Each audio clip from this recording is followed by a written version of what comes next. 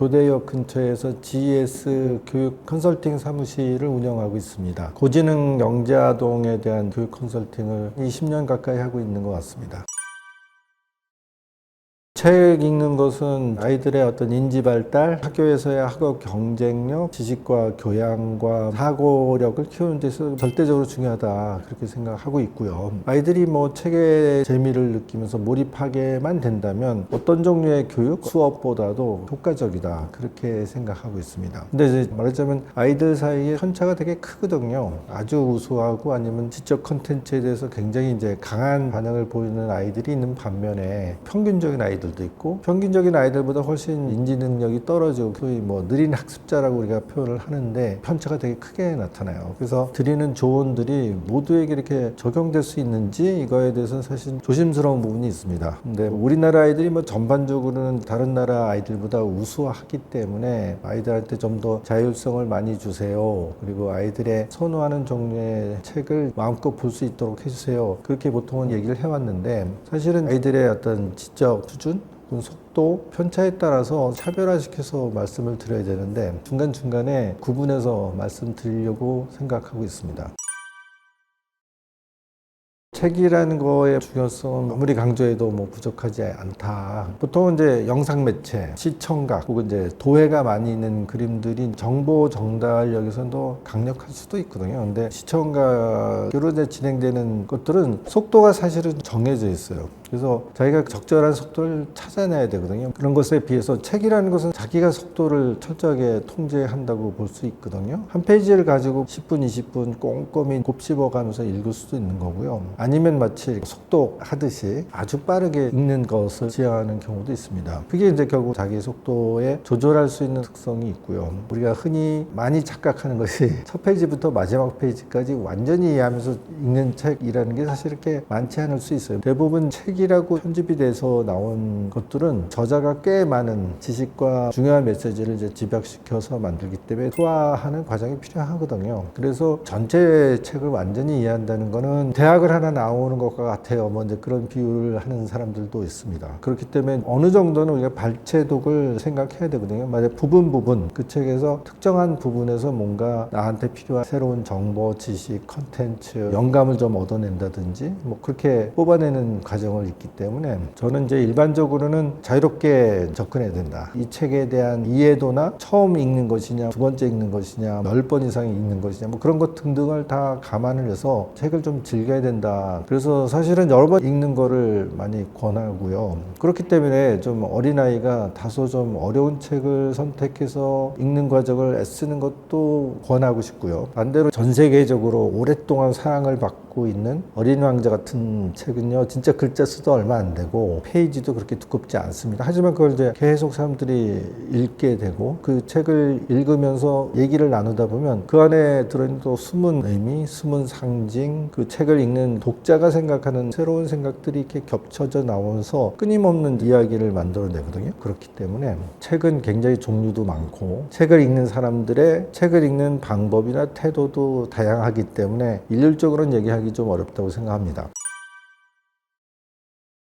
제가 두 가지 모순된 얘기를 하고 싶어요. 제가 보기에 우리나라 이제 출판 시장, 출판 산업이 상당히 발달되어 있는 것 같아요. 좋은 책도 굉장히 많이 나오고 특히 어린이, 청소년 대상으로 한 많은 책들을 출판을 해내고 있기 때문에 다른 나라에 비해서 굉장히 좋은 책들을 대량으로 많이 공급한다는 측면이 분명히 있어요. 그래서 우리나라 부모들 입장에서는 아이들한테 권할 수 있는 책도 많고 필요한 책들은 다 쉽게 구할 수 있는 시장이라고 생각할 수도 있는데 반대되는 측면도 있습니다. 출판사가 너무 강력하다 보니까 회사들이 전국적으로 어마어마한 주부 판매 사원, 그 영업적이 굉장히 강력해요. 그러다 보니까 이거 책을 50권, 100권 한 질씩 할부로 사도록 유도하는 것들이 있는데 저는 이제 그런 식의 구매 행태는 그렇게 권하고 싶지 않거든요. 이렇게 막 50권, 100권이라는 책을 한꺼번에 하는 게 아이한테 잘 맞지 않을 수도 있고요. 그리고 어떤 책이 모든 아이들한테 다 효과적이거나 재밌다고 볼 수도 없고요. 좀 다소 시간이 걸리더라도 아이하고 부모가 되도록 큰 책방에 가서 이 책 저 책을 보다가 마음에 드는 책을 한 권씩 선택하고 한 권을 좀 소중하게 생각하고 집에 와서 읽는, 그래서 그와 비슷한 책을 또 찾게 되는, 그래서 자주 이제 책방과 도서관 같은 데를 자주 가서 책과 좀 익숙하게 해주는 그런 행태가 되었으면 좋겠다. 근데 이제 부모들이 시간은 없고 뭔가를 잘해주고 싶은 마음은 있고 그러다 보니까 뭐 50권, 100권 구매를 해주는 뭐 그런 형태는 그렇게 권하고 싶진 않습니다. 그리고 결국은 이제 아이들이 책이란 매체 자체를 친숙하게 느끼는 것이 굉장히 중요하다고 생각하기 때문에 자기주도적인 독서가 굉장히 중요하다, 그렇게 늘 강조를 합니다. 자기주도적인 독서라는 것은 어떤 종류의 책으로 내가 책을 읽기 시작할 것인지, 그 분야에서도 특정 어떤 책을 내가 읽을 것인지, 그리고 어떤 방법으로 읽을 것인지, 어떤 속도로 읽을 것인지, 그 네 가지를 다 사실은 아이가 스스로 결정할 수 있게 해주는 게 중요하다, 그렇게 강조를 하거든요. 근데 저는 이제 적극적으로 이제 만화도 나쁘지 않다, 이제 그런 입장입니다. 만화라는 시장이 우리가 보기에는 학습이라기보다는 소비 아니면 엔터테인먼트에 가깝다, 이렇게 생각하는 경향이 있긴 있는데, 부모 입장에서는 좀 바람직한 독서, 좀 더 수준 높은 독서로 이제 아이들이 옮겨가도록 하는 것에 대한 관심이 있기 때문에 처음 독서를 신중하게 아니면 바람직한 독서로 해야 되지 않느냐, 강박이 있는 것 같이 느껴져요. 저는 이제 그 부분에 대해서 반대되는 입장입니다. 어떤 종류의 책이든 책이라는 형태를 취한 것들을 아이들이 친숙하게 하는 것들이 결국은 아이들의 독서 역량이 점차적으로 커지면서 본격적인 독서로 가는데 좋은 디립터 역할을 하는 것이지, 컨텐츠가 좀 가볍다든가 쉬운 거, 좀 더 선정적인 것으로 시작했기 때문에 독서가 잘못된다, 그렇게 생각하진 않습니다. 왜냐하면 어떤 종류의 책이라든 어쨌든 인쇄 매체로 출판되어서 나오려면요, 일정한 필터가 있더라고요. 그게 출판사라는 이제 회사들의 선택이 되고 편집이 되고 팔리고 그런 과정에서 보면 좀 질이 떨어지는 책들은 퇴출될 수밖에 없고요. 그 많은 책들이 쏟아져서 지속적으로 팔리고 사람들한테 계속 좋은 책으로서 권유되고 재구매되고, 그런 책들은요 수준이 있는 책이 살아남을 수밖에 없기 때문에 책에 대해서는 기본적인 신뢰를 할 수 있다, 그렇게 생각하고요. 그리고 그 네 가지 이제 자기 주도성, 어떤 종류에부터 책을 시작할 것인지 아니면 그 중에서도 어떤 책일 것인지, 읽는 방법과 속도를 스스로 결정한다는 것들이 결국은 이제 책을 가장 친숙하게 만들어주고, 아이들이 독서 생활이 쌓이다 보면은 콘텐츠가 많은 쪽으로 혹은 좀 더 수준 높은 쪽으로 옮겨가기 때문에 그런 생활을 많이 확보해 주는 것들이, 우리가 요 책 다음에 요 책을 봐야 돼, 그런 식의 어떤 가이드를 주는 것보다는 더 효과적이라고 저는 믿습니다. 그리고 실제로 이제 저희 공간에는 책들을 많이 꽂아놨는데 애들이 읽는 것들을 보면은 그런 형태로 빠르게 발전해 나가는 모습을 많이 봤기 때문에 확신을 합니다. 아이를 믿어라, 이렇게 얘기하는데 자꾸 모니터링하고 확인하려고 그러면 되게 아이들이 싫어하거든요. 그런 것들이 이제 아이들이 독서 생활을 막 발달시켜 가는데 방해가 될 수 있는 요소가 분명히 있습니다. 그래서 그렇게 하지 말고, 그런 문구가 있어요. 아이들한테 뭘 가르치려면 모범을 보여야 돼요 라는 말은 틀린 말이다. 아이들한테 모범을 보여주는 것 외에는 방법이 없어요, 그렇게 얘기해야 된다. 부모님 스스로가 책을 좀 친숙하게 하는 생활로 모범을 보여주려고 노력하고, 최근에 읽은 책을 읽고 어른들이 그 책에 대해서 이러쿵저러쿵 얘기를 나누고, 그런 모습을 보여주는 것이 맞고, 그런 과정에서 아이들도 껴들고 싶어 하거든요. 그러면 이제 그런 책도 막 뺏어서 보기도 하고, 그러다 보면 나도 좀 알아요 얘기하고 싶어 하기도 하고, 그러면 이제 자연스럽게 얘가 이런 정도까지 독서 역량이 커졌구나, 이런 것도 우리가 알게 되고요. 그리고 그걸 권장한달까, 강력하게 촉진하는 효과가 나타나는 것이지, 뭐 아이가 책을 보고 있는데 너 이거 제대로 보는 거 맞아? 얘기해봐. 책을 뺏어서 어떤 페이지에 어떤 내용을 가지고 물어보고, 이런 접근 방법은 아니라고 생각합니다. 제가 처음에 말씀드린 것처럼 사실 아이들마다 편차가 되게 크거든요. 이 아이들의 그 독서 역량이 성장하는 속도도요 굉장히 차이가 많아요. 초등학교 3학년, 4학년 아이들이 해리포터, 나니아 연대기 시리즈로 해서 그런 책을 초등학교 저학년인데도 읽어내는 애들이 있고, 뭐 심지어는 그거를 이제 한번 읽고 나더니 그 다음에 영어판을 읽는 아이도 있고요. 초등학교 고학년 정도 됐는데 박경리 선생의 토지 같은 뭐 이런 것들을 읽어내는 아이들도 있거든요. 토지 같은 경우는 거의 한 7, 80년의 역사를 다루고 있기 때문에 근대사의 굉장히 중요한 대목들을 아주 상세하게 다루고 있기도 하고, 그 다음에 그 당시의 문학들 뭐 이런 거에 대한 비평도 나오고요. 그래서 내용들이 굉장히 어렵고 수준이 있는데 읽는 아이들이 있거든요. 그렇다면 이제 아이들의 그 독서 역량이라는 건 엄청나게 빨리 발달할 수도 있는 아이들이 있다라고 얘기할 수 있죠. 그거는 굉장히 예외적인 경우고요. 아이들이 초등학교 졸업할 때까지도 소설책도 글법이 너무 많아가지고 부담스러워하는 계기가 사실은 평균적인 수준이라고 봐야 되거든요. 그러면 이 학년에 이 정도의 독서 역량이 필요하다 뭐 이런 걸 가늠할 수 있는 기준을 어디로 보면 교과서를 보면 되죠. 그래서 사실 평균적인 아이들은 교과서 수준의 책을 읽는 수준, 그런 것들을 이제 기준으로 삼는 게 맞지, 옆집 애들은 이미 그런 것들을 읽는다는데 넌 겨우 이런 책을 읽느냐, 이건 좀 곤란한 거죠. 그리고 인지 발달이 늦은 3분의 1 혹은 더 낮은 4분의 1, 5분의 1 이런 친구들은 굉장히 우리가 생각보다는 많이 느립니다. 그런 친구들은 사실은 교과서 정도의 수준의 책들을 읽어내기도 대단히 어렵습니다. 근데 이제 그걸 부모가 인정하기 쉽지가 않거든요. 그러다 보니까 아이들이 기껏해야 말풍선에 있는 글 정도를 읽는 수준의 독서를 한다고 했을 때 혼낼 수 있잖아요. 사실 우리가 냉정하게 보면 바람직한 태도는 아닌 것 같습니다. 그나마라도 말풍선에 들어있는 조그만 그 문자라도 지속적으로 읽으면서 아이들이 문해 능력이 조금씩이라도 발전하는 것들을 사실은 격려해 주는 게 맞거든요. 그러면 이 아이가 나태하고 책을 안 읽고, 그러니까 얘는 좀 자극을 해서 수준 높은 독서로 끌어줘야 될 것인지, 아니면 얘 수준에서는 이게 그나마 도움이 되는 수준이라고 판단해야 될 것인지 판단하기 어렵다고 하면 사실은 좀 지능검사를 해봐야 됩니다. 저도 뭐 굉장히 지능검사를 많이 하고 있긴 하지만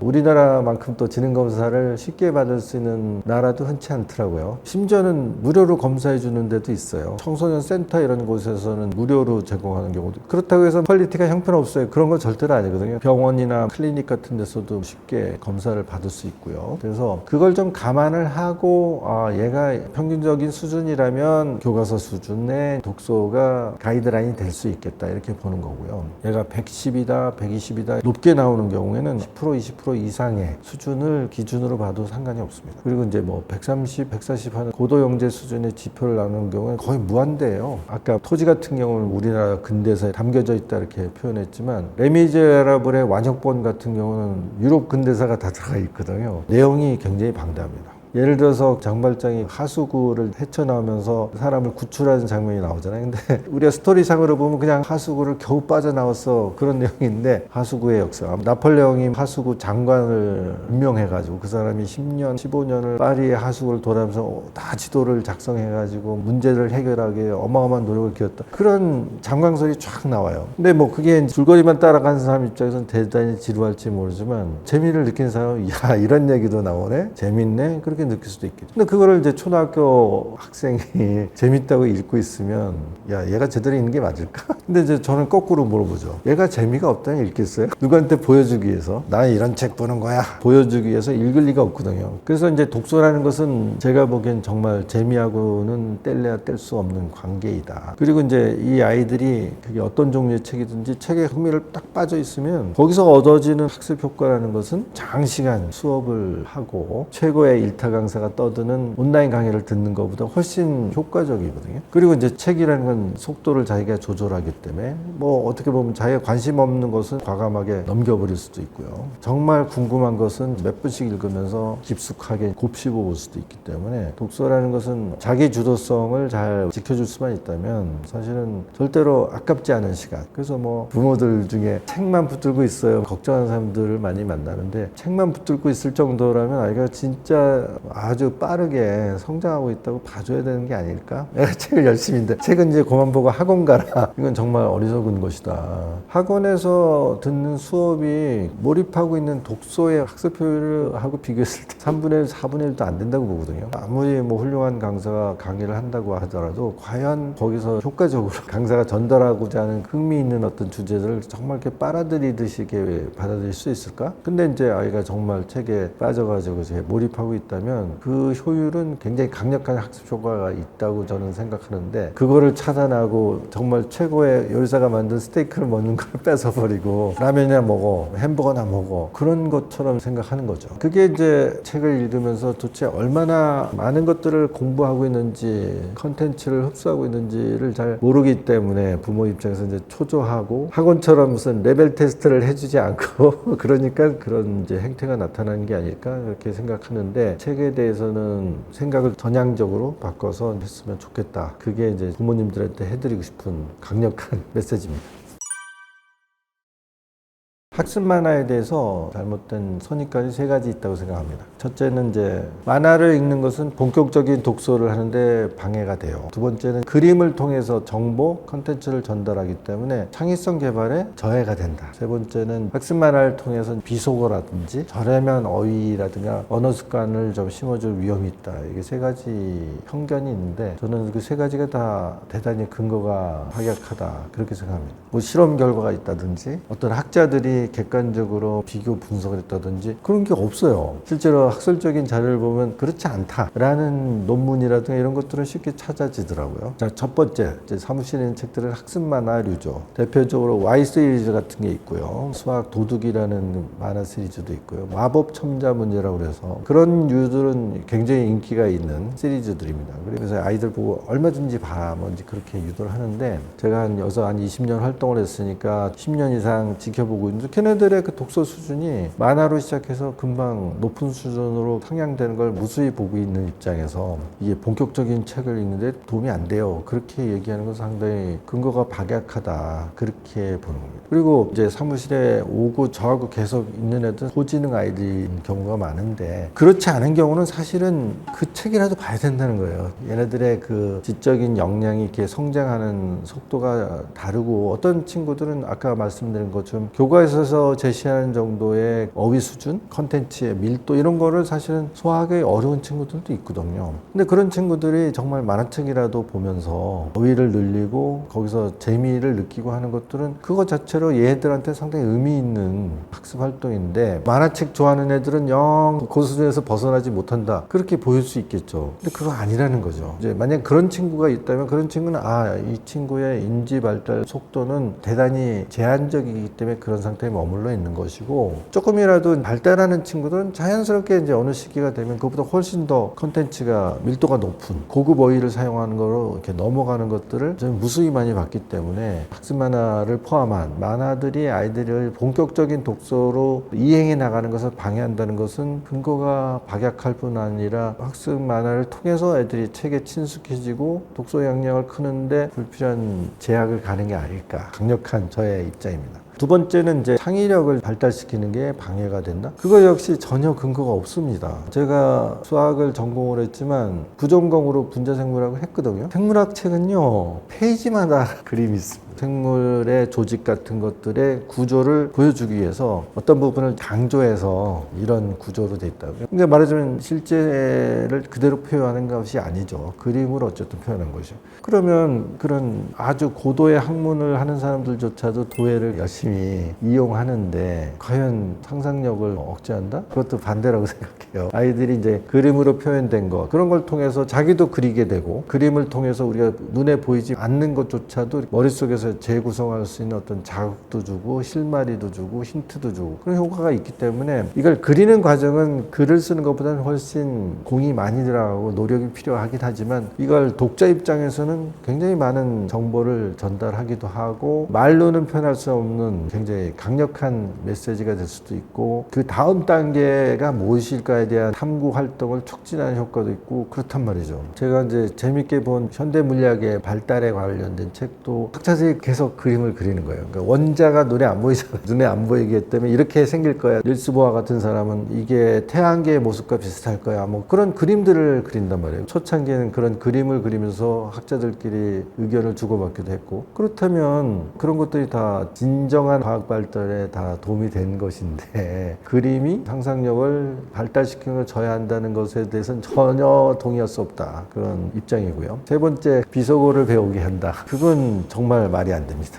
책으로 인쇄돼서 나오는 것들은요, 여러 단계의 필터가 있기 때문에 결코 해롭고 파괴적이고 그런 것들이 인쇄해서 나온다는 건 불가능하다고 저는 생각해요. 실제로 아이들끼리 주고받는 말은 그런 만화책에 나온 비속어나 욕이나 이런 거에 비하면요, 차원이 달라요. 그러니까 만화책에 나오는 욕이나 비속어는 순하디순한 그런 수준에 불과한데, 그것들이 아이들의 언어 생활을 오염시킨다든지 혼탁하게 만든다든지 인정하기 어렵습니다. 세 가지 얘기가 그럴싸하게 끊임없이 유포되고 있고 그렇게 정리가 돼 있으니까 부모들은 그렇지 않아요 라는 편견을 가지고 있는 경우가 많더라고요. 그래서 그건 아닌 것 같다. 만화책을 좀 더 적극적으로 활용을 해서 아이들의 인지 발달을 도와주고 책을 좀 더 친숙하게 만들어주는 하나의 디딤돌로 쓰고, 그것을 이제 그 아이 또래 나름은 이제 문화생활이라고 볼 수 있으니까 그런 걸 통해서 아이들이 동화라든지 민화라든지 뭐 그리스 로마 신화 같은 것도 만화로 먼저 시작하고 삼국지도 만화로 시작했으나 그 다음에는 정말 원본을 읽고 싶어요. 원래대로의 어른들이 읽는 버전을 읽고 싶어요. 그렇게 유도되는 걸로 봐서는 적극적으로 활용하는 게 맞다. 저는 그렇게 생각합니다. 소설책도 마찬가지입니다. 우리는 세계문학 전집 대부분의 그 세계적인 문학 작품이라는 게 당대에는 대부분 뭐 금지도서 이런 걸 당했던 책들이거든요. 근데 그런 책들이 시대를 다 건너뛰어서 여지까지 살아남아 있다면 그건 다 고전이 되어버린 거죠. 근데 고전들이 초기에는 그렇게 많은 사람들의 반대 아니면 공격을 받았지만 지금은 그렇게 할 수 없는 거와 마찬가지로 아이들이 책을 두루두루 읽고 선택할 수 있게 하는 게 맞다는 게 제 기본적인 입장입니다. 그러니까 말하자면 넓은 풀밭에 온갖 풀이 있으면 그 안에는 독초도 들어있고요. 알레르기를 일으킬 수 있는 열매도 있을 수 있고요. 그러면 이제 소나 염소나 양이 이제 다니면서 이것저것 뜯어먹는 거죠. 그리고 이제 그게 먹다 보면 실제로 독초를 먹기도 했는데 또 다른 풀을 먹다 보면 얘네들이 중화가 돼서 그게 괜찮아지기도 하고, 그리고 또 아이들이 스스로 그런 것들을 걸러내기도 하고, 그런 과정을 통해서 자기한테 유익한 것들을 그리고 가장 입맛에 맞는 것들을 찾아내도록 하는 것이 맞다. 그런 입장이에요. 그래서 제가 필독도서 목록 이런 것도 별로 좋아하지 않습니다. 책이 굉장히 많이 쏟아지는데 과연 뭐 필독도서라는 게 선택을 해서 어른들이 바람직한 독서랍시고 하는 게 맞는가. 그것보다는 이제 대형 서점에 아이들을 데려가서 마음껏 봐라. 어른 책이어도 상관없다. 그리고 뭐 책을 막 꺼내 보다가 뭐 떨어뜨려서 귀퉁이가 찌그러질 수도 있고 책장이 찢어질 수도 있고, 그러면 뭐 부모가 그 책을 사준다든지 그렇게 대처하면서 마음껏 이 책 저 책을 보게 하는 것이 맞고, 그것이 이제 아이의 독서 역량을 가장 효과적으로 성장시키는 지름길이라고 저는 생각합니다. 아이들이 좀 웃기는 게 똑같은 책이어도 엄마가 혹은 아빠가 이 책 봐 들이대는 책은 괜히 싫고, 똑같은 책인데 자기가 집어들은 그 책은 애착이 가고 그런 특성이 있거든요. 그렇다면 애착을 가진 책에 대해서 아이가 탐독하게 되고 여러 번 읽게 되고 이해도를 높이고 더 많은 콘텐츠를 거기서 흡수할 수 있는 건 너무나 당연한 것이니 이 책 봐 이렇게 하는 게 아니라 이 책이 좋은 책인 것 같으면 사가지고 자기가 먼저 보고 아이 손 닿는 것에 살짝 뿌려놓는달까 유도하는 거죠. 그래서 제가 이제 아이의 책장과 어른의 책장을 일부러 좀 섞어버리세요. 이제 그렇게 표현합니다. 그럼 아이가 이제 자기 책을 보려고 하다가 보면 이 책은 뭐지? 이 책은 엄마가 혹은 아빠가 되게 재밌게 보는 것 같은데 궁금한데 뭐 이렇게 유도하는 게 맞지 않는가. 그리고 이제 좀 더 폭을 넓혀주기 위해서는 자꾸 대형 서점을 주기적으로 충분한 시간을 가지고 이 책 저 책 보면서 두세 시간 이상 막 보다가 마지막에 한 권을 탁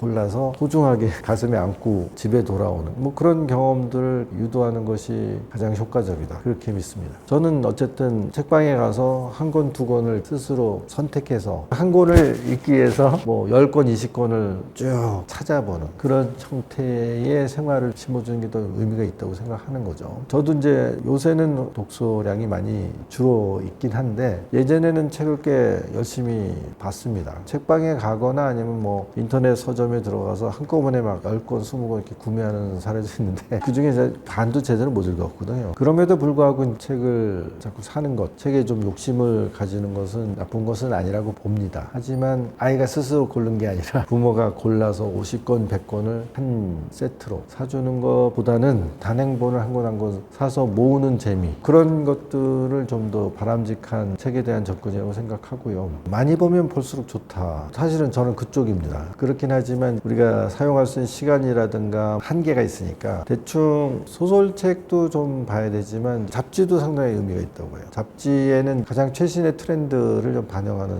그런 내용도 좀 들어있고 요새 이제 화두가 돼 있는 그런 것들도 들어있기 때문에 잡지를 한두 가지 정도는 꾸준히 정기 구독하는 것을 권하고 싶고요. 그러다 보면 그 잡지에서 이제 좋은 책이 소개되면 또 일부러 찾아가서 책을 보기도 하고, 그리고 뭐 우리의 기본 소양을 길러줄 수 있는 소설이나 아니면 그리스 로마 성경책 아니면 우리 교과서에 소개되어 있는 한국 고전 문학이라든지 그런 것들도 적당한 비율을 해야 되겠죠. 제 개인적으로는 교회에서 사실은 목사님들이 소개하는 책도 상당히 도움이 됐던 것 같아요. 그 당시에는 그 사람들이 이렇게 책을 좀 많이 읽은 교양인으로서의 선도적인 역할을 해서 그 당시에 좀 화두가 될 수 있는 책들을 이렇게 소개해주는 그런 것들이 상당히 저한테 도움이 됐던 것 같고, 학교의 선생님들, 국어 선생님들이 이제 소개해주는 책도 좋은 하나의 지침이 됐던 것 같고, 뭐 이런 책 있어가 아니라 이 책을 읽었는데 내가 정말 재밌었다, 아니면 여기서 생각할 점이 있었다, 이거 짚어주는 것들이 상당히 그 책에 대한 호기심을 좀 자극했고, 실제로 그런 책들을 읽게 되었을 때 친근하게 접근하는 효과도 있었던 것 같습니다. 그러니까 책을 많이 읽는다는 것이 저절로 되는 것은 절대로 아닐 테고, 책에 대해서 좀 얘기해주는 우리한테 이제 학교 수업이나 지도자들이 그런 것들을 이렇게 좀 짚어주는 것도 분명히 도움이 되는 것 같고, 그리고 뭐 독서 클럽을 만들어서 모여 앉아서 자기가 읽은 것을 또 책에 대해서 얘기하는 뭐 그런 것들도 어렸을 때부터 그런 활동을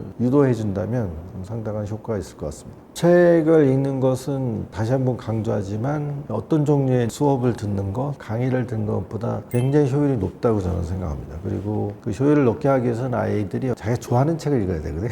그래서 다소 부모가 보기에는 이 책보단 저 책, 그런 형태의 책보다 이런 책, 그런 것에 대한 좀 선입관은 좀 덜어버리고 아이가 스스로 책을 선택할 수 있고, 그것이 이제 자기 눈높이에서 계속 발달해가지고 좀 더 본격적인 독서로 갈 것을 믿고 좀 지지해줘야 된달까, 독서의 시간을 지켜주는 것을 다시 한번 강조드리고 싶고요. 부모가 이런 책을 좀 읽게 하고 싶다고 그러면 아이한테 권하기 전에 본인이 그 책을 읽고 즐기는 모범을 보여주는 것이 가장 효과적일 것이다 강조드리고 싶습니다. GS 교육 로드맵 컨설팅 사무실을 운영하고 있는 지영범입니다. 한 20년 정도 고지능 아이들이 겪는 이제 독특한 학교 생활의 어려움, 양육상의 어려움에 대해서 이제 주로 도움을 드리고 있습니다.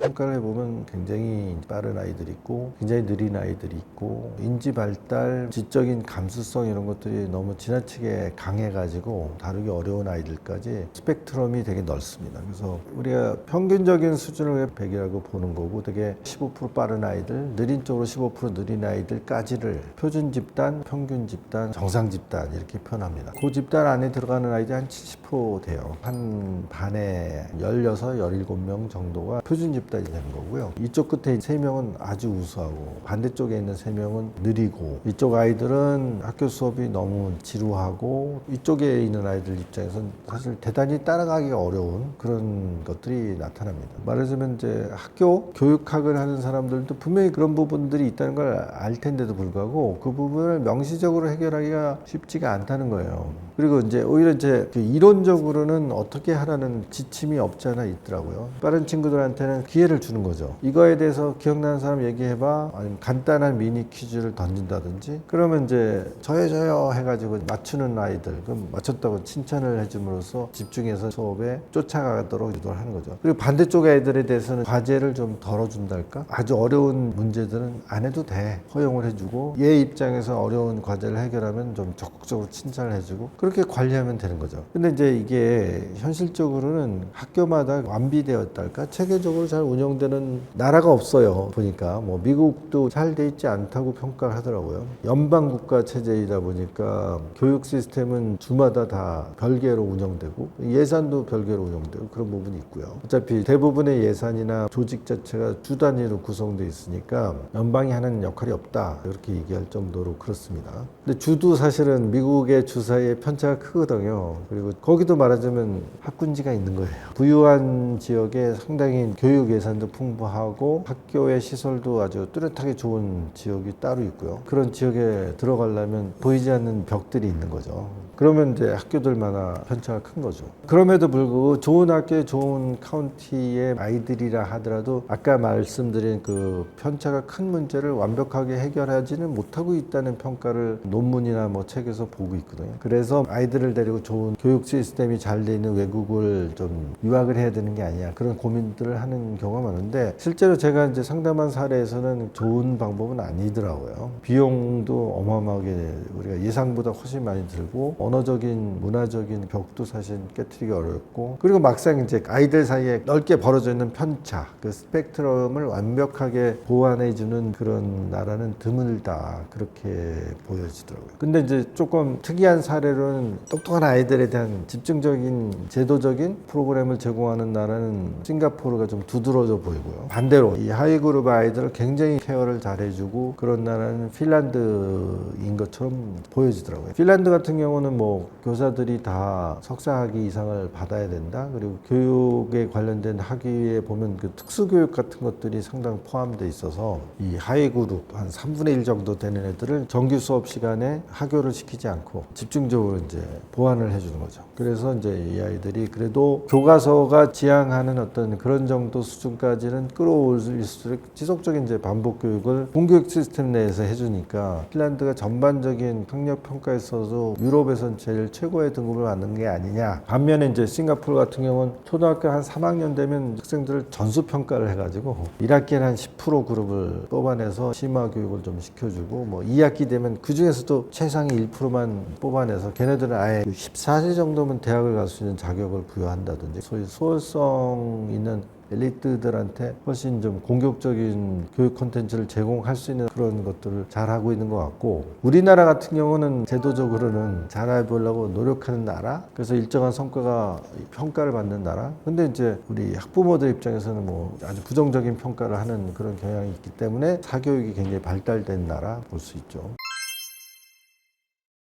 저에 대해서는 사람들이 오해하는 부분이 있어요. 사교육을 좀 강력하게 반대하는 사람처럼 알려져 있는데 그렇지는 않습니다. 개인적인 의견으로 보면 우리나라 사교육은 대단히 다양한 프로그램들이 개발되어 있고, 서비스를 제공하는 사람들의 퀄리티, 자질 이런 것도 대단히 높고, 부모들이 교육에 대한 투자를 아끼지 않는 나름대로 굉장히 강력한 경쟁 시장이 형성되어 있기 때문에 전반적인 사교육의 퀄리티는 나쁘지 않다고 생각하는 입장입니다. 근데 수학 교육에 대해서는 좀 하는 바가 많아요. 그러면 수학 사교육에 대해서 왜 부정적으로 보냐? 계속적인 비교 평가는 대단히 해롭다고 보는 거죠. 수학이 가장 그 비교 평가가 쉽기도 하고요. 편차가 가장 강하게 드러나는 분야가 수학이거든요. 초등학교를 졸업하고 중학교에 진입한 아이들 중에 2분의 1 더하기 3분의 1을 해봐 라고 했을 때 한 3분의 1 정도 아이들이 제대로 대답을 못한다고 돼 있어요. 통분을 해야 되고, 그러려면 이제 최소 공배수를 찾아내야 되고, 그러려면 소인수 분해를 해야 되고, 생각을 해야 될 생각의 틀 같은 것들이 조직화돼 있어야지 사실은 그 문제를 풀어내는 거거든요. 근데 중학교에 진입했음에도 불구하고 한 3분의 1의 아이들은 그게 충분히 잘 정립이 안 돼 있다. 물론 이제 굉장히 빠른 아이들은 초등학교 입학하기 전에 이해하고 간단하게 계산도 하고 숫자가 복잡하지만 해낼 수 있는 아이들이 분명히 있어요. 그렇게 편차가 크게 나타나니까 그 아이들을 한 교실에 몰아놓고 같이 가르친다는 건 자칫하면 잘하는 애들만 데리고 앞으로 마구 달려나가고, 중간이나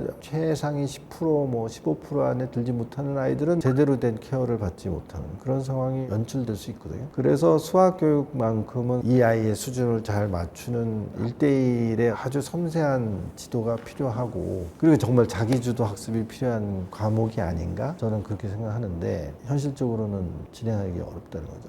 제가 이거 하면서 꽤 많은 아이들 수학 멘토링을 많이 진행을 해봤는데 정말 편차가 크거든요. 단 2명만 묶고 놔도요, 이게 편차가 있습니다. 자, 그렇게 1대1이 아니면 이게 효과적으로 하기 좀 어렵다. 중학교 수학 공부의 핵심적인 개념은 이제 함수 개념이라고 저는 얘기를 합니다. 대수로 따지면 2차 함수 혹은 2차 방정식을 다루는 것들을 공부해야 되는 거고, 기하적으로 따지면 피타고라스 정리, 직각삼각형의 소위 삼각비 이런 것들을 다룰 정도로 중학교에서는 함수 개념을 심어주는 그런 내용으로 구성되어 있다고 할 수가 있는데, 분수라는 게 결국은 아주 간단하게 하면 정비례 함수라는 것을 배우는 기초 기초 개념이 되는 거거든요. 정비례 함수 같이 아주 단순하고 기초적인 함수 개념부터 시작해서 쌓아나가야 되는데 그 쌓아나가는 그것을 이렇게 감당할 수 있는 속도가 아이들마다 대단히 차이가 많습니다. 대부분의 아이들한테는 함수 개념 같은 게 일상생활에서 필요한 개념이 아니기 때문에 의사와 같이 최고의 어떤 학습 경쟁력을 가진 사람이라고 하더라도 의료 행위를 함에 있어서 함수 개념을 필요할 이유가 없거든요. 그런데 이제 그런 의사가 되기 위해서는 의과대학을 가야 되고 의과대학을 가기 위해서는 고차 함수를 아주 다른 사람보다 훨씬 잘 다룰 수 있는 역량이 있어요. 그 의사도 그럴지언데 일반적인 사람들이 일상생활 하는데 함수 개념이 필요할 리가 없거든요. 그런 내용들을 가지고 아이들을 이제 계속 비교 경쟁을 시키면서 압박을 해나간다 이런 체제가 이게 맞냐 하는 그런 근본적인 의구심이 있습니다.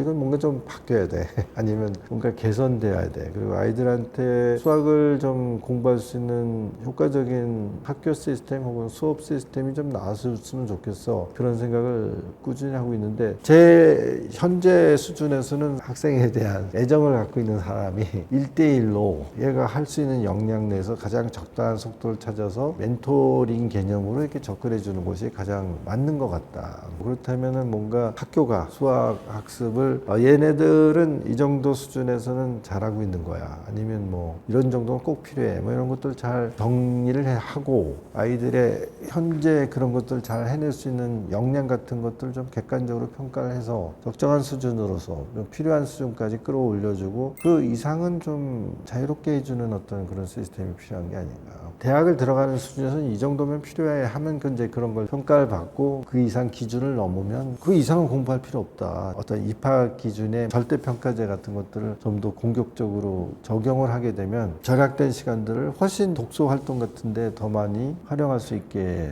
해주고 외국어를 하나 더 배우는 시간을 갖게 한다든지 그렇게 된다면 훨씬 더 이 사람들이 사회에 나갔을 때 익혀야 될 능력을 배가시키는 게 아닐까. 지금처럼 사회생활 할 때는 필요도 없는 그런 것에 그 많은 시간을 공부를 해야 되는 이런 상황은 분명히 좀 개선이 돼야 된다. 그런 생각을 하고 있습니다. 심화 문제집은 삼가했으면 좋겠다 그렇게 생각하는 입장이에요. 학원들이 거의 대부분 최상위 S라는 시리즈를 사용하더라고요. 원래는 최상위라는 시리즈를 주로 썼었는데 이게 너무 어려운가 봐요. 그래서 난이도를 살짝 조정을 해가지고 최상위 S라는 시리즈를 만들고 천편일률적으로 그걸 쓰는 것 같아요. 그게 이제 소위 말하는 잘 미화돼서 심화 문제집이죠. 그 심화 문제집은 내용을 들여다보면 올림피아드 문제, 뭐 아니면 경시대에서 이제 출제됐던 문제류들 그런 난이도를 가진 문제들을 잔뜩 모아서 편집을 한 것 같이 보여요. 근데 그거는 좀 아주 차곡차곡 정교하게 만들어서 이제 12년의 교과 과정을 만들어놨는데 그게 뒤죽박죽처럼 보여요. 말하자면 초등학교 뭐 3학년, 2학년 아이들 문제집인데 이렇게 들여다보면 방정식 문제를 내놨더라고요. 방정식을 푸는 기본적인 절차, 알고리즘이라고 해야 되나요? 뭐 이런 거를 중1과 중2 때 배우게 돼 있습니다. 그런데 그냥 초등학교 2학년, 3학년한테 풀려고 그러면 사실 무리가 있죠. 근데 실제로 푸는 애들도 있거든요. 그럼 어떻게 풀겠어요? 아이들이 경우의 수를 쫙 나눠가지고 하나씩 해보아서 이제 답을 찾아내는 꽤 높은 수준의 인내력? 아니면 이제 어떻게든지 답을 찾아야 되겠다는 굉장히 강한 욕구가 있어야지 이제 풀어내는 겁니다. 근데 그 사실 한두 문제는 뭐 아이가 할 수 있을지 모르지만 그거를 학원에 앉혀놓고 1시간 반을 해라 2시간을 해라 이거는 상당히 괴로운 시간들이거든요. 놀이에 몰두해야 될 아이를 앉혀놓고 근데 사실은 왜 해야 되는지도 모르잖아요. 그러면 아이들을 어려운 문제를 인내력을 가지고 풀게 하려면 실제로는 이제 비교 경쟁을 시켜서 자극하는 수밖에 없거든요. 근데 그게 대단히 해롭다. 근데 그렇기 때문에 부득이 심화 문제집이라는 형태로 아이들을 압박하는 거죠. 그러면 그 아이들조차도 참아내고 풀어야 되는 어려움이 생기는데 그렇다면 평균적인 아이들 아니면 인지 발달이 약한 아이들은 사실은 거의 풀 수 없는 기다려야 되는 그런 상황이 불가피하게 생기겠죠. 그러면 이제 선생님이 딱 나타나가지고 칠판에다가 그 어려운 문제를 쫙 풀어주는 걸 보여주겠죠. 근데 남이 풀어주는 문제를 눈으로 쫓아간다고 해서 그게 소화가 될 리가 없잖아요. 재미가 있을 리도 없잖아요. 결국은 자기 수준에 맞는 문제를 좀 읽고 고민하는 과정을 거쳐서 한 문제 두 문제 이렇게 풀어내는 과정에서 문제를 풀어낼 수 있는 정해 능력이라는 게 한 단계 한 단계 업그레이드 되는 건데 그거를 조금 좀 효과적으로 도와주기 위해서는 역시 수학은 1대1로 가르치는 게 맞지 않는가. 그래서 제가 제시하는 부모가 도와주는 학습법은 5분 미니 퀴즈 대회가 맞다 이렇게 생각하는 거죠. 아이가 아주 쉽게 풀 수 있는 네 문제를 준비하고 마지막 문제 하나를 도전 과제로 주는 거죠. 얘가 풀 수 있을지 풀 수 없을지 확률적으로 따지면 50%, 60%된 문제를 하나를 이제 내주는 거죠. 자, 그러면 아이가 이제 네 문제는 곧잘 해결을 했고 한 문제가 남았을 적에는 그 문제를 기어코 이제 맞아 끝까지 완수하겠다는 욕구가 생긴다 이거죠. 그래서 그거를 이제 집중을 해서 풀게 되면 거기서 이제 한 단계 쫙 업그레이드가 일어나고 그것을 이제 하루에 5분씩만 투자를 하라는 거죠. 그러면 뭐 아니 어떻게 하루에 5분만 공부해요? 남은 시간은 계속 뺑뺑 놀아요? 그런 뜻은 아닙니다. 그러니까 5분 동안 약간 지적인 자극을 주는데 그 5분의 자극이라는 게 기본적인 틀은 내 문제는 뭐 쉽게 풀 수 있는 걸 막 풀면서 자신감을 막 북돋워주는 이 문제만 해결하면 오늘의 허들을 네가 뛰어넘었다, 완수했다. 뭐 그런 느낌을 주라는 거죠.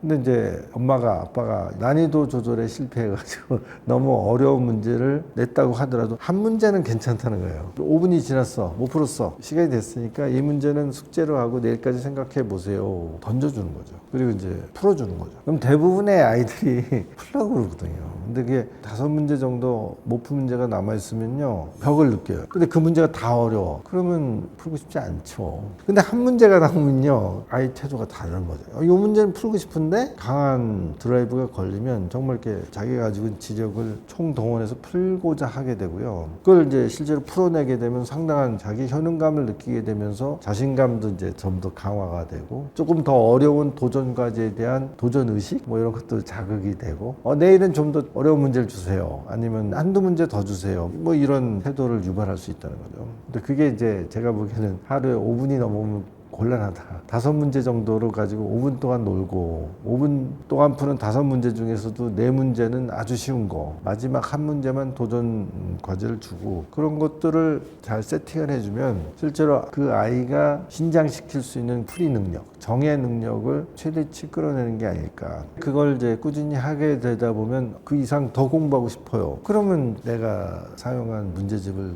줘버리는 거죠. 이거 가지고 너 실컷 풀어. 하고 싶은 만큼 풀어. 그거는 이제 아이 입장에서는 학습이 아닌 거죠. 일종의 놀이로 바뀌어버리는 거지. 자기가 이거 푸는 게 답이 똑똑똑똑 나오는 게 재밌는데 그렇게 느껴질 수만 있다면 부지불식간에 어마어마한 수학 문제 해결 능력들이 생겨날 것이다. 자, 그런 방법을 동원하면 대부분의 80, 90% 아이들은 수학에 대한 흥미도 느끼고 자신감도 느끼고 학교 수학을 소화하거나 약간의 선행을 하는 것도 가능하지 않을까. 저는 그렇게 생각합니다. 그래서 뭐 어떤 의미에서 지능 검사도 필요하다는 거죠. 지능 검사가 110 정도가 나오는 친구라면 10% 정도 선행도 하루에 5분씩만 부모가 시간을 투자해주면 흥미가 유도되기만 하면 경우에 따라 15, 20%도 선행이 가능해지고 그것에 성공한다면 사실은 학교에서의 경쟁력은 뭐 남부럽지 않은 수준으로 갈 수도 있을 것이다 이렇게 보는 거고요. 자, 그래서 이제 결론은 모든 아이들이 자기 수준에서 적절한 수준의 속도를 찾아서 그 수학 공부하는 것 자체를 즐길 수 있게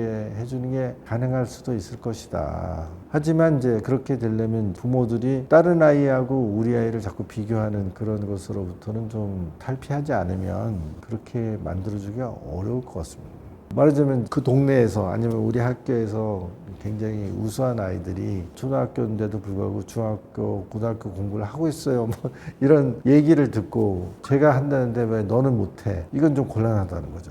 그리고 그렇게 소문난 아이들이 과연 그 수준까지의 수학의 어떤 개념을 흡수해서 제대로 그 수준에 도달했는지 사실은 좀 의심스러운 부분도 있고요. 그리고 또 어떻게든 이제 흥미 유발도 됐고 의욕도 느꼈고 실제로 그런 걸 감당할 만한 어떤 IQ도 되고 그래서 그런 아이들이 한두 명 있다고 해가지고 다른 아이들도 다 가능하다는 얘기는 절대로 아니거든요. 그러면 우리는 그래도 수학 교육 전문가라고 하는 사람들이 애써서 만들어놓은 학교의 그 커리큘럼의 가이드라인 그 수준을 사실은 잘 활용을 할 필요가 있다. 거기에 맞춰서 어느 시기 이상이 되면 완전히 이제 자기주도 학습을 하는 그렇게 이제 유도를 하는 것이 가장 최적이다. 상당히 이제 지능이 높은 아이들조차도 제 경험으로는 2학년까지 아이들은 책상에 앉혀놓고 수업을 진행하는 게 어렵더라고요. 그래도 한 3학년, 나이로 따지면 만으로 한 8세에서 9세 정도 되는 아이들 정도면 잘 준비되어 있는 학습 교재를 가지고 효과를 볼 수 있는 수준이 되는 것 같고, 그 이전에는 그렇게 앉혀놓고 기출문제를 풀게 하는 식의 것들을 1시간, 2시간 시키는 게 맞는가, 그런 강한 회의가 있어요. 그러니까 만으로 9세, 10세까지는 좀 더 활동적인 조건을 만들어 주는 것이 훨씬 효과적이지 않을까. 전국에 박물관의 형태를 취하고 있는 시설이 200개가 넘어요. 아마 그 절반은 아마 수도권에 있지 않겠습니까? 광화문에 가면 이제 근현대사 박물관이라는 데도 있고요. 세종 이야기, 그다음에 충무공 이야기, 그런 전시시설도 있고요. 그다음에 시립박물관도 있고요. 그다음에 경찰 박물관도 있고요. 옛날에 명동 그쪽에 가면 화폐박물관 이런 것도 있고요. 국회도 사실은 어린애들이 견학할 수 있는 공간들을 다 가지고 있습니다. 그다음에 인천 경찰청 이쪽에서는 어린아이들이 CSI 체험 같은 걸 할 수 있게, 그래서 지문도 떠보고 자외선 측정기 이런 것도 만져볼 수 있고 그런 체험, 그런 것들도 있고요. 그다음에 광진구 정도에 가면 안전 체험관이라고 그래가지고 지진도 느껴볼 수 있고 화재가 났을 때 피하는 이런 것들을 이렇게 할 수 있는 그런 프로그램도 있고, 국립박물관, 미술관, 과학관, 천문대, 그러면 이제 한 주에 한 번씩 그런 데 가고 구경만 하는 게 아니라 이제 친구들과 같이 가서 아이들끼리 퀴즈도 내고 떠들기도 하고, 7, 8명 친하게 지낼 수 있는 애들이 같이 그런 것들을 하면서 여러 가지 것들에 대한 호기심을 좀 자극을 받고 또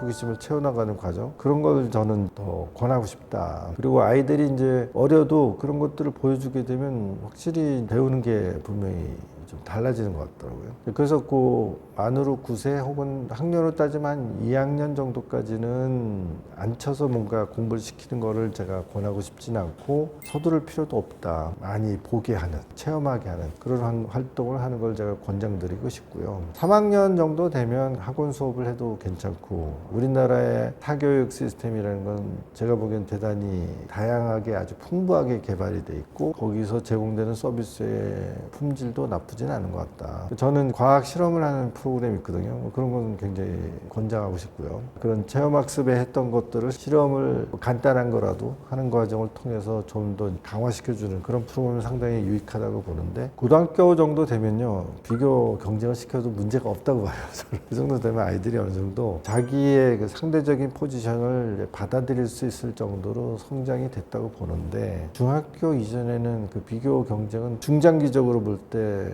효율이 떨어진다 할까, 혹은 좀 폐해가 좀 크다 할까, 그렇게 생각합니다. 그래서 적어도 중학교까지는 수학에 대해서는 좀 1대1 멘토링 개념을 좀 고수했으면 좋겠다. 그래서 낮은 수준에서는 정말 초등학교 연산 1, 2, 3학년 저학년에서는 자연수의 더하기 빼기 곱하기 나누기를 처리하면 되고, 세 자리 곱하기 두 자리 정도를 하고 세 자리 수를 두 자리로 나누어서 목과 나머지를 구할 수 있을 정도면 3학년까지 학습 목표는 달성됐다고 보거든요. 그 정도가 이제 초등학교 저학년까지의 학습 목표라고 보고, 초등학교 고학년의 학습 목표는 이제 분수를 다룰 수 있는 그런 수준에 도달하면 학습 목표에 이제 도달했다고 저는 보는데, 이게 이제 단계별로 표준적인 교과서나 문제집에서도 기본 시리즈를 보면 상당히 정확하게 세팅이 돼 있거든요. 그걸 잘 활용하시면 됩니다. 5학년 1학기에 가서 소위 분모가 다른 분수끼리의 더하기 빼기를 공부하고, 5학년 2학기에는 분수의 곱셈을 공부하는 거죠. 그 다음에 마지막에 분수의 나누기가 약간 벽이 있어요. 그래서 분수의 나눗셈은 사실은 6학년 1학기, 2학기 1개년도를 다 소비하게 돼 있어요. 그런 정도의 그 학습 목표를 세팅을 해가지고 빠르던 늦던 계속 격려하면서 끌어주면 요새 부모님들이 대부분 가능하지 않을까, 저는 그렇게 생각하고, 그런 분들이 참고할 수 있는 지침서 같은 걸 좀 만들어 볼까 하는 게 제 현재 머릿속에 이제 가지고 있는 하나의 목표입니다. 그래서 그렇게 연령대별로도 사실은 구분을 해야 되고, 사실은 그 아이가 갖고 있는 기본적인 소화 능력, 속도 이런 것도 좀 감안을 해서 세팅을 해줘야 되는 게 아닐까. 근데 그것을 어느 정도 수준까지를 맞춰줘야 되느냐에 대해서는 조금은 지능평가도 좀 적극적으로 활용하면 합리적인 목표 설정이 되지 않을까, 그렇게 생각합니다. 사실은 학교에 선생님들이 문제 내는 것들을 섬세하게 좀 만들 필요가 있다고 저는 생각해요. 약간 좀 악순환의 고리에 빠져 있는 듯한 듯한 그런 느낌이 있습니다. 학원들은 아이들을 아주 자유롭게 레벨 테스트하고 심지어는 지능검사도 하더라고요. 사교육을 제공하는 입장에서 똑똑한 애들만 골라서 내가 받아서 뭐 가르치겠다. 그러면 당연히 진도도 빨리 나갈 수 있을 테고 그걸 막 오픈해버리고. 근데 그것을 하게 되면 사실 좀 여러 가지 왜곡 현상도 일어날 수 있죠. 학원에서 실시하는 레벨 테스트라는 건 결국은 그 학원을 오래 다니는 애들한테 유리할 테니까 입테라고 그러죠. 학원에 들어가기 위한 레벨 테스트를 본단 말이에요. 그러면 이제 공부 제대로 못했네. 늦게 온 대신에 시간을 더 많이 해야 돼요. 뭐 이런 식의 접근을 해서 아이들한테 한편으로는 주눅을 들게 하고 한편으로는 압박을 해가지고 이제 그런 행태가 되고 그러다 보면 학생들과 학부모 사이에는 진짜 실력자들은 사교육에 다 빠져나가 있고 학교 선생님들은 실력이 안 된 사람인가 봐. 뭐 그런 잘못된 편견도 심어주고 그러면요 학교 선생님들은 실력이 내가 모자른 사람이 아닌데 마치 학원이 더 우수한 사람들을 보유한 것처럼 무시당하고 있어. 그러면 이제 어려운 문제를 출제해버리는 거죠. 소위 학군지에서 그런 현상이 두드러집니다. 그러다 보면 그런 문제를 제대로 풀어내려면 학원 가서 훈련받지 않으면 불이익을 당해요. 그래서 그 문제를 푸는 거는 개별 부모들 입장에서는 잘못된 관행이랄까 악순환이 있다는 것을 인식하시고 좀 아이에 대해서 좀 애정을 가지고 아이의 현재의 문제 풀이 능력의 수준을 잘 가늠하면서 계속 격려하면서 섬세하게 끌어줄 수 있는 1대1의 멘토를 활용하는 게 적은 시간을 투입하고도 좀 더 효과적인 수학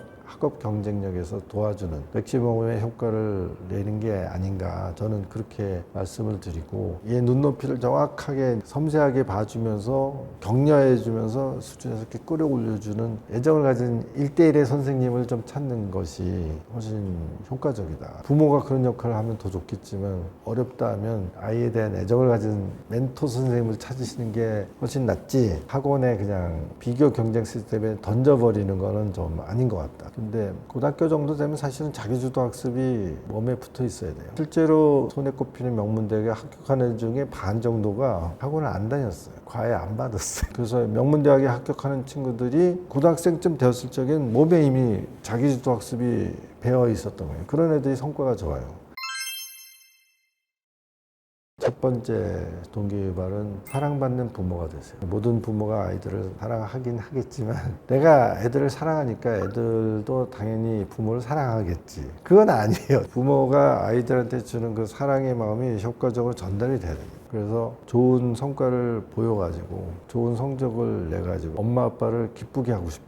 그런 마음이 있어야 되지. 학업 경쟁의 과정을 뚫고 나갈 수 있는 강력한 힘이 생깁니다. 근데 그게 아니라 지긋지긋해. 내가 무슨 공부하는 기계야? 일시적으로라도 그런 모두에 빠져있는 가족들이 많거든요. 그건 한계가 있다는 거죠. 아이가 가지고 있는 잠재 역량이나 뭐 여러 가지 뭐 시간과 뭐 이런 것들에 대비해서 좋은 성과가 잘 안 나온단 말이죠. 아이가 엄마 아빠가 정말 기뻐하는 모습을 보고 싶다는 간절한 마음이 들어가면요 큰 차이가 납니다. 그래서 제가 그 동기유발의 60%는 사랑받는 부모가 되세요. 그렇게 얘기를 하는 거고 사실 그것만 성공하면 뭐 어마어마한 동기발이 되고 그러면 아이가 아주 잠재 역량이 정말 폭발적으로 잘 될 수 있죠. 그래서 이제 어떻게 하면 사랑받는 부모가 될 수 있을까요? 이거는 이제 또 하나의 주제가 되겠죠. 너는 우리 딸, 우리 아들은 그냥 존재만으로 나의 기쁨과 즐거움이 돼. 그런 것을 느끼게 하는 거죠. 이제 그런데 성적이나 보면서 이제 타박이나 하고 소위 레벨 테스트 가지고 성적 떨어지면 막 화내고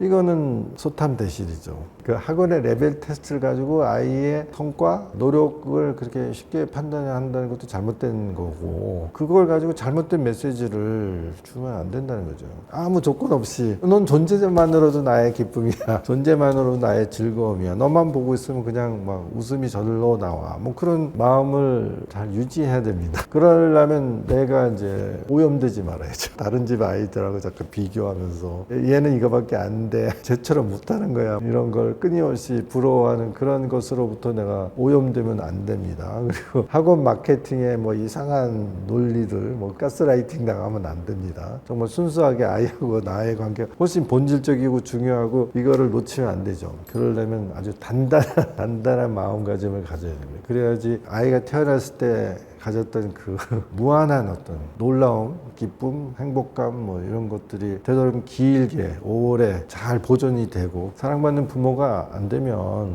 동기발이 안 돼요. 동기발이 안 되면 아무것도 안 돼요. 거꾸로 얘기하면 그것만 되면요 다 돼요. 다 놀라운 기적도 일어나는 거예요. 그 다음에 이제 그걸 더 촉진시켜 주는 건 견문생심, 친구 따라 뭐 강남 간다는 식으로 친구들과 함께 비전을 이렇게 발견할 수 있는 체험을 적절하게 제공하는 걸 강조합니다. 제가 서울대, 뭐 연대, 고대 캠퍼스를 애들을 데리고 다녔거든요. 근데 이 효과가 확확 나타나요. 서강대하고 성균관대 캠퍼스 투어를 한 혜택 받은 기수에서 그쪽 합격생들이 확 늘어나더라고요. 그러니까 애들이 보니까 서울대 뭐 이런 데는 못 가도 여기는 가볼 수 있지 않을까. 그렇게 해서 애들이 공부했더니 실제로 거기서 합격자가 나오는 거예요. 그래서 그런 데를 실제로 한번 가보면 거기 다니는 학생들의 어떤 느낌, 그 프라이드 같은 게 있거든요, 애들이. 그러면 욕심이 막 생기고 대학은 뭐 국내 이런 대학 있죠. 너 대학 오는 말이야. 미국에 있는 최고의 스쿨들 그런데 갈 수 있어 뭐 이런 걸 심어주기 위해서 방학 때 되면 이제 그런 데 데려가는 거예요. 그러면 좀 다르잖아요. 그리고 내가 훨씬 더 글로벌하게 활동할 수 있을 거야. 가능성 같은 것들 시야를 이렇게 틔워준달까 그런 것이 한 30% 정도? 마지막으로 이제 세 번째이고 한 10%는 공익성 뭐 이렇게 표현했었는데 책무성이라고 나오더라고요. 책무성. 뭔가 사람이 남다른 노력을 하려면 공적 의식이 좀 있어야 돼요. 마지막은 이제 남산에 있는 안중근 이사 기념관 거기 갑니다. 그래서 구경시키고 정말 그 시대 사람들 참 끔찍했네. 충의와 자기의 마음을 지키기 위해서는 멸문지화를 당해야 되고 그걸 피하려면 이제 조국을 배신해야 되고 딜레마에 빠졌네. 그 시대의 가장 엘리트들은 그런 양자택일을 했어야 되는 것 같다. 조국을 배신할 것이냐 아니면 의로운 정의로움을 지켜야 될 것이냐. 야 니네들 말이야 좋은 대학 가기 위해서 공부하는 거는 그렇게 어려운 게 아니야. 실제로는 니네들이 좋은 학교 나오고 높은 지위에 올랐을 때 반드시 유혹이 있다. 이것저것을 잘 네가 힘이 있으니까 권력이 있으니까 힘없고 가난하고 무식한 사람들을 곤란에 빠뜨리더라도 한몫 챙기자. 그런 유혹에 끊임없이 시달리게 될 것이다. 그때 초심을 잃지 않고 정의로움을 잃지 않는 것이 훨씬 힘든 일이지 1년 동안 공부하는 게 어려운 거 아니야.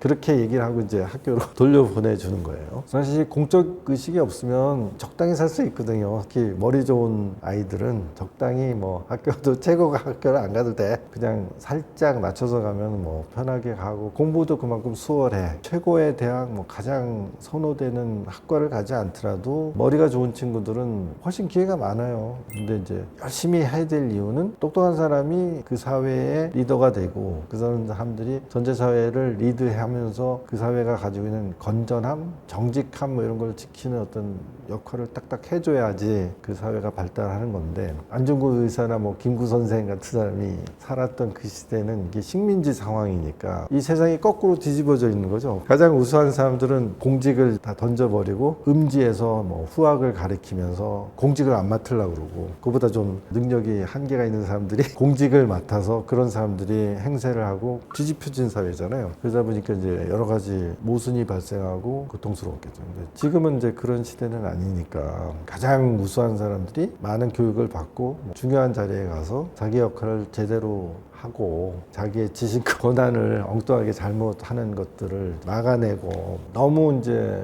큰 인물을 만들어내면 나라의 자식이 돼가지고 다쳐야 되는 거죠. 그 부분은 없어도 돼. 그런 사람은 반드시 있기 마련이니까. 그거는 가족들의 어떤 결단이고 판단이고 선택이다. 근데 제일 중요한 것은 사랑받는 부모가 되는 것이 가장 중요하다. 그게 거의 뭐 절반 이상을 결정해버리고 그 다음에는 아이들한테 이제 좋은 학교, 좋은 회사, 더 넓은 세계 뭐 이런 것들한테 눈을 터주는 그런 적절한 그리고 친구들과 같이 하는 그런 경험이 상당히 GS 교육 로드맵 컨설팅이라는 컨설팅 사무실을 운영하고 있는 지영범입니다.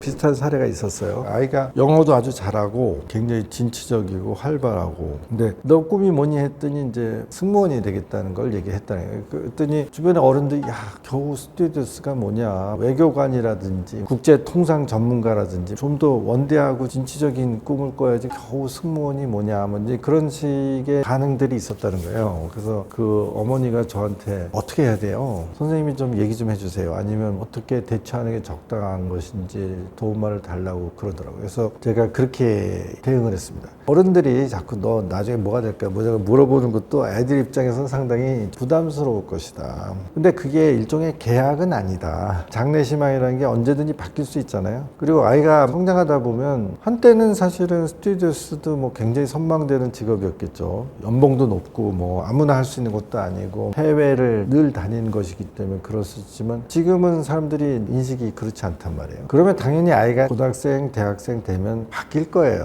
바뀔 건데 지금 뭐 초등학교 상태에서 겨우 그게 뭐냐 그런 식의 반응은 맞지 않다. 오히려 지지해 주는 게 맞다. 그것도 좋은 꿈이야 뭐 이렇게 하는 게 맞다. 겨우 그게 뭐냐 이거는 아니다. 그래서 이제 일단 이제 부모한테는 그렇게 얘기했고요. 아이를 만나서 얘기할 땐 그렇게 얘기했어요. 사람들이 잘 몰라서 그러는데 스튜어디스 혹은 항공기의 승무원이라는 것은 본질적으로는 안전 전문가야. 사람들한테 서빙을 하고 감정 노동자 뭐 그런 게 아니고 이 사람들은 사실은 이제 유사시에는 안전 전문가로 바뀌어가지고 항공기 사고 나면 되게 위험한 거기 때문에 그런 경우엔 최대한 한 명이라도 희생자를 줄이기 위한 그런 전문성을 훈련받은 사람들이야. 그래서 겉으로 보이는 것과 내부는 좀 다른 게 있다. 그렇기 때문에 잘 모르는 어른들이 겨우 그게 뭐야 하는 거하고는 다른 게 있어. 저는 이제 그렇게 얘기를 해줬어요. 그래서 스튜어디스라는 것도 상당히 뭐 의미 있는 직업 선택일 수 있다. 그렇게 얘기를 했어요. 그리고서 이제 엄마한테 뭐라고 하지 마시고요. 오히려 비행기 타면 얘한테 좀 좋은 얘기 좀 해주세요. 이런 식으로 오히려 지지해줘라. 그렇게 표현을 했습니다. 그랬더니 실제로 그 어머니가 그렇게 했어요. 승무원들이 너 승무원이 되고 싶다고? 그럼 나 안쪽으로 가서 구경시켜 줄게. 커튼 뒤로 가서 다 보여주는 거예요. 일반인들은 볼 수 없는 여러 가지 장치, 기내식 데우는 장치, 쉴 수 있는 공간 뭐 막 구경시켜주고 나올 때는 이제 거기서 주는 사은품, 기념품 이런 것도 막 앵겨주고 귀엽다 이런 식으로 얘기해주고 그랬어요. 제가 이제 기대하는 건 이런 겁니다. 어느 분야에서나 1인자가 되는 과정은 사실은 똑같다. 그 사람이 뭐 조각가든 교수든 법률가든 정치가든 학자든 어떤 분야에서 성공한 사람들은 다 비슷한 경험을 한다. 어려움을 극복해내고 경쟁도 뚫어내야 되고 자기 소신을 지키기 위해서 남다른 노력도 해야 되고 그래서 아이들이 하다못해 청소부가 될 거예요. 쓰레기 전문가가 될 거예요. 그런 얘기를 한다면 그게 계약이 아니기 때문에 언제든지 바뀔 수 있기 때문에 상관은 없고 그 분야에서 나름대로 일가를 잃은 사람을 만나게 해주면 그 사람이 해주는 얘기는 결국은 같은 얘기를 해주게 돼 있다. 네가 이 분야에서 이렇게 하려면 그 분야에 대해서 해박하게 알아야 되고 또 뭐 의지가 꺾이지 않아야 되고 남다른 어떤 비전도 있어야 되고 그런 얘기를 해주는 건 다 똑같다는 거지. 근데 얘가 중학생, 고등학생, 대학생이 됐더니 그 직업은 전망이 없네. 그거 다 안다 이거지. 그럼 당연히 비슷한 분야에 요새 제일 핫한 분야로 꿈이나 뭐 직업 선택의 폭이 바뀌겠지. 하지만 그 어렸을 때 그 분야의 전문가가 해준 얘기는 고스란히 이 아이한테 도움이 되는 얘기가 된다 이거죠. 그러니까 너무 현재의 어른들이 갖고 있는 관념이나 선입관을 가지고 그렇게 대응하지 말고 좋은 생각이야. 그럼 내가 그쪽 분야에서 제일 성공한 누구를 만나게 해줄게. 뭐 이런 식의 접근이 오히려 나는 맞다고 보는 거죠. 그거를 존중해주면 되고 현실적인 잣대로 이렇게 하는 거는 아니다. 그렇게 얘기를 하는 거죠. 제가 두 가지 얘기를 해드리는데 하나는 어느 도시에 60년을 해로한 부부가 있어서 기자들이 쫓아갔대요. 할아버지를 붙들고 어떻게 이렇게 해로를 하셨냐 물어봤더니 이 사람이 그게 말이야 내가 신혼여행을 그랜드 캐년을 갔는데 우리 신부가 탄 노새가 좀 신통치가 않아가지고 비틀비틀 거렸어. 그랬더니 신부가 당나귀한테 너 한 번이야 그러더래요. 조금만 가지고 또 비틀비틀 거니까 너 두 번이야 그러더니 세 번째 비틀거니까 배낭에서 권총을 딱 꺼내더니 쏴버리더라고요. 그래서 내가 아니 그렇다고 해서 그렇게 쏴줄 수가 있냐고 그랬더니 나보고 당신 한 번이야 그러더니 그래서 내가 두 번 소리를 안 듣고 살았어요. 그런 우스개 농담이 있습니다. 그러니까 이게 야단을 치고요 잔소리가 되는 이유는 말의 권위가 없어서 그래요. 얘기를 하긴 하는데 애들이 귀를 막아버리든지 한 귀로 듣고 한 귀로 흘려버리기 때문에 효과가 없고요. 말을 하면 할수록 시끄러운 소문만 드는 거예요. 말에 힘이 있으려면 짧지만 임팩트 있게 해야 된다. 그리고 이 사람 카리스마가 있네. 이 말을 함부로 허투루 들으면 안 되네. 그렇게 됩니다. 그래서 제가 1분 질책이라고 해요. 애가 어떤 잘못을 저질렀을 때 1분 내에 끝내세요. 이게 5분, 10분, 20분, 30분 안 됩니다. 1분 안에 질책을 끝내야만 효과가 있습니다. 그래서 아이가 어떤 문제를 일으켰다, 말썽을 피웠다, 사고를 쳤다 그러면 이제 데려다 놓고 사실관계 확인부터 하세요. 이런 일이 저질러졌다는데 정말이냐? 네가 한 거 맞냐? 맞아요. 벌컥 화부터 내면 안 되거든. 아니 난 억울하다고. 내가 한 일이 아니고 누가 했는데 왜 나보고 막 화를 내? 이러면 벌써부터 말에 힘이 제대로 투사가 안 되는 겁니다. 사실관계 확인하고. 자, 그럼 왜 그랬는지 나한테 해명을 좀 해봐. 변명할 수 있는 기회를 줘야 된다. 그러면 어쩌고 저쩌고 자기 입장에서 얘기하겠죠. 자, 그럼에도 불구하고 이건 잘못된 일이다. 분명하게 지적을 해야 된다. 이것은 나하고 했던 약속과도 어긋난다. 해서는 안 된 일을 한 게 맞다. 그리고 아무 소리도 않고 3초 동안 눈싸움을 하는 거예요. 근데 그게 효과가 있다는 거예요. 이건 분명히 잘못된 일이야. 그러저러한 이유가 있다 하더라도 이건 해서는 안 된 일이야 라는 걸 분명하게 지적을 하고, 그러니까 말하자면 그 1분 동안에 이게 이루어지는데 30초, 40초, 50초 뭐 사실 확인, 그 다음에 자기 변명을 할 수 있는 그 과정이 없이 지적을 하고 혼을 내려고 하면요, 아이는 마음속에 잘 알지도 못하면서 나는 되게 이러저러한 그만한 사정이 있었던데 그런 것도 생각 안 하고, 그러면 얘기를 받아들이기 어렵다는 거죠. 다 얘기했어, 그게 이유였어, 그럼에도 불구하고 이건 잘못된 거야. 그리고 3초 동안 눈싸움을 하는. 그러면 뜨끔합니다. 그러면 다시는 이런 일이 없었으면 좋겠다. 그리고 용서할게. 부모들이요, 그런 거 기대를 하거든. 지적을 하면 잘못했어요. 다시는 안 할게요. 그렇게 얘기해. 그렇게 하게 되거든. 근데 그거는 안 했으면 좋겠다. 잘못했어요. 그거를 인정하는 게 굉장한 자존심의 상처예요. 그리고 다시는 안 할게요. 이 얘기도 정말 하기 싫어요. 그 대신에 3초 동안 눈싸움을 그러면요, 정말 뜨끔하다. 그런 이제 아이의 자존심을 문그러뜨리는 얘기를 하지 않는다 하더라도 그 한 3, 4초의 눈싸움이 아이한테 굉장히 강하게 임팩트를 준다. 그래서 그걸 1분 질책이라고 합니다. 자, 그리고 부모도 지켜야 돼요. 다시는 그 얘기를 가지고 비난하거나 혼내면 안 돼. 끝냈으면 진짜 끝내는 거야. 다시는 잘못을 리바이벌 해가지고 혼내지 않는다. 근데 이제 부모들이 어떤 애가 문제를 일으켰을 때 20분, 30분, 1시간 막 잔소리 할 수 있거든요. 그럼 1시간 동안 무슨 얘기를 하겠어요? 10초, 20초 비난하면 끝나잖아. 근데 왜 30분을 하겠어? 애 눈빛이 자기 잘못을 수용을 안 하거든. 이게 여전히 자기 잘못을 깨닫지 못하는 것 같아. 그러니까 얘기가 길어지는 거야. 그러면서 1절을 해야 될 거를 2절, 3절, 4절, 5절을 하는 거예요. 표현만 바꿔가지고 계속 똑같은 소리를 하는 거예요. 그렇다고 애들이 눈빛이 바뀌겠습니까? 그러면 옛날 얘기를 끄집어낸다. 너 한 달 전에도 그때 내가 얼마나 속상했는지 알아? 내가 이래가지고 손해 얼마나 받는지 알아? 그러면 이제 말의 밀도가, 엄마는 얘기하면서 더 열받지. 2중, 3중 더 화나지. 근데 훈육의 효과는 점점 떨어집니다. 그러면 과잉 처벌이 되는 거예요. 아이들이 지긋지긋하거든. 그러면 귀를 막죠. 아니면 한 귀로 듣고 한 귀로 흘리죠. 그게 체질화되는 거예요. 잘못을 분명히 지적하는 것은 필요한데 그 이전에 반드시 사실 확인과 자기 변명의 시간을 분명히 줘야 된다. 자기가 떠들고 나야 부모의 얘기를 들을 수 있는 마음의 공간이 생겨요. 너 같은 놈은 이제 다시는 보지 않을 거야. 내가 잘못을 했지만 그렇다고 해서 엄마가 나에 대한 애정을 철회해버려? 그건 너무 심한 거 아니야? 억울할 거 아니에요. 3, 4초 동안 강렬한 눈빛을 쏘고 다시는 이런 일이 안 생겼으면 좋겠다. 너를 다시 믿어줄게. 자식을 용서할 수밖에 없잖아요. 잘못했다고 죽일 수도 없고 이걸 고쳐놓으려고 망가뜨릴 수 없잖아요. 그러니까 아이들은 성장하는 과정에서 미숙하고 생각이 짧고 지 생각만 하다 보니까 자꾸 잘못을 저지를 거 아닙니까? 근데 그걸 지적하고 용서해야죠. 그러니까 7번씩 77번이어도 용서해야죠. 끊임없이 기회를 준다는 얘기죠. 하지만 잘못됐다는 건 분명히 지적을 해야 되죠. 이 지적을 안 하면 아이는 점점 버릇이 나빠지겠죠. 반성하는 눈빛을 보려고 하지 말고요. 사실 확인하고 변명의 시간을 주고 이건 잘못됐어 라고 딱 지적하고 3, 4초의 눈싸움, 그리고 용서. 그게 이제 반복이 되면요, 나중에는 혼낼 게 없이 빤듯한 아이로 클 수 있습니다.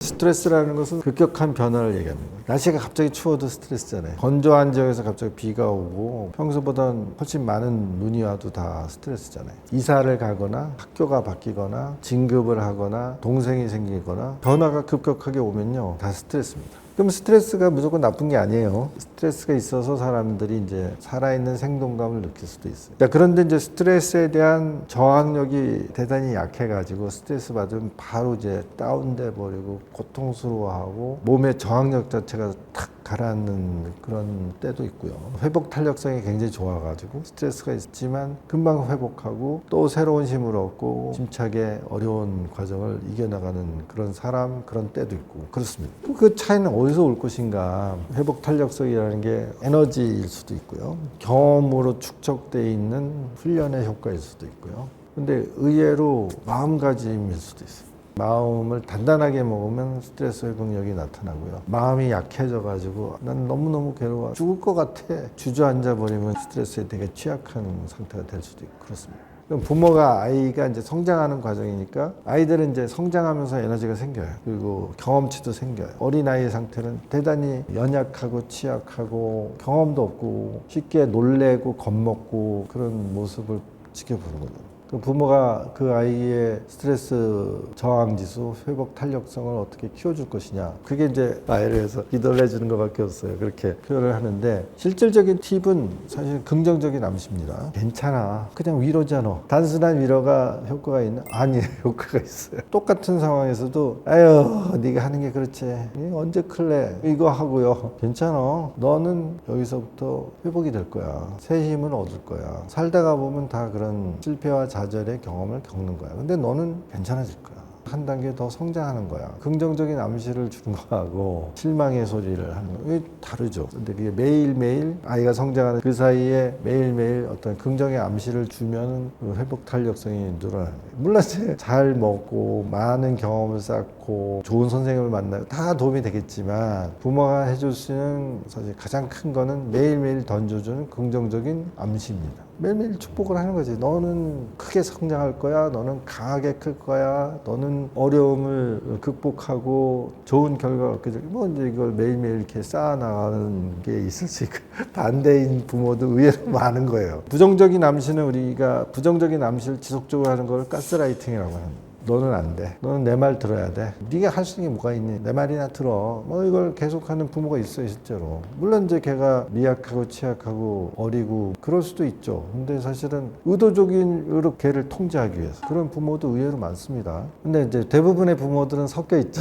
부정적인 얘기도 했다가 또 터무니없이 긍정적인 얘기도 했다가 자기 기분에 따라 얘기했다가 자, 그런데 부모가 의지를 가지고 부정적인 암시는 억제하고 힘을 내서 긍정적인 암시 와 축복의 말을 계속 아이한테 한마디씩 쌓는 것이 결국 그 아이의 스트레스 회복력을 크게 키울 것이다. 그렇게 믿는 겁니다.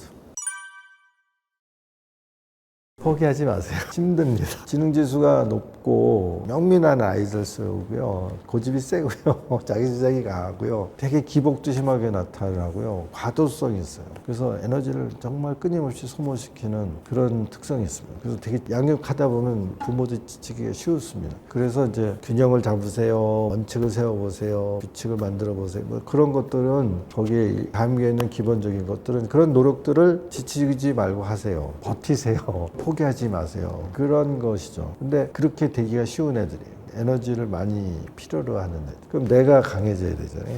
내가 에너지를 얻어야 되잖아요. 그래서 지능이 높은 아이들을 키우는 부모들이 그래서 커뮤니티가 필요하다고 저는 생각합니다. 그 사람들끼리 서로 격려하고 지치지 마세요. 포기하지 마세요. 이렇게 어려웠던 아이도 이렇게 잘 컸어요. 우리 애는 더해요. 그런 얘기를 들으면서 끊임없이 이렇게 좀 힐링, 위로, 공감해주고 토닥여주고 에너지를 받지 않으면 쉽게 무너질 수 있습니다. 저하고 이제 상담했던 사람들 중에 10%? 15% 이상은 약을 먹어요. 신경안정제, 불안감을 좀 낮춰주는 그런 약을 실제로 이제 투약을 받고 있습니다.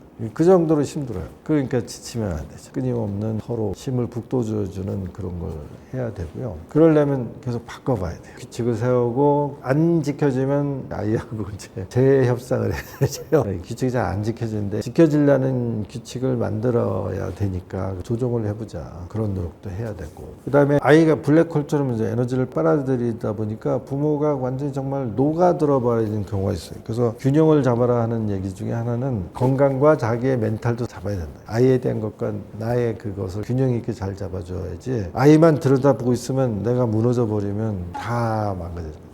왜 비행기 타면 안전교육할 적에 아이를 동반한 경우에는 부모가 먼저 마스크를 쓰세요. 아이를 먼저 마스크를 써오려고 하다가 자기가 먼저 실신해. 그러면 아이도 죽고 부모도 죽고. 아이들은 회복 탄력성이 좋기 때문에 아이는 질식해서 금방 깨어날 수 있어요. 근데 어른은 이제 한번 질식해가지고 실신해버리면 이게 깨어나기도 어렵고 애를 어떻게 도와주겠어요. 그러니까 산소 마스크가 딱 떨어지면 부모가 먼저 쓰세요. 자기가 먼저 쓰고 그 다음에 아이를 치워주세요. 그렇게 교육하거든요. 자기를 좀 추스러야 돼요. 그리고 뭐 아이가 둘인데 한 아이가 굉장히 힘든 아이예요. 나머지 애는 넌 좀 빠져. 그거 안 되거든요. 얘도 마음의 상처가 크게 되고 얘도 그럼 나도 엄마의 사랑을 받으려면 나도 문제아가 돼야 되겠어. 이렇게 될 수 있어요. 얘가 아무리 문제를 일으키고 막 그러더라도 밸런스를 잡아야 돼요. 그리고 이 말썽쟁이 아이는요. 부모가 말썽을 덜 부리는 얘한테 신경을 쓰면요. 그거 못 견뎌. 그럼 더 말썽을 부려. 그러면 이제 중간에 부모가 얘를 돌보면 얘가 난리치고 얘를 돌보면 얘는 좌절하고 그러면서 이제 밸런스를 잡아야 되거든요. 굉장히 어려운 일이긴 한데 그러니까 공부할 게 많고요. 혼자서 잘 안 되고요. 비슷한 고민을 가지고 있는 가족들끼리 모여서 격려하면서 위로하면서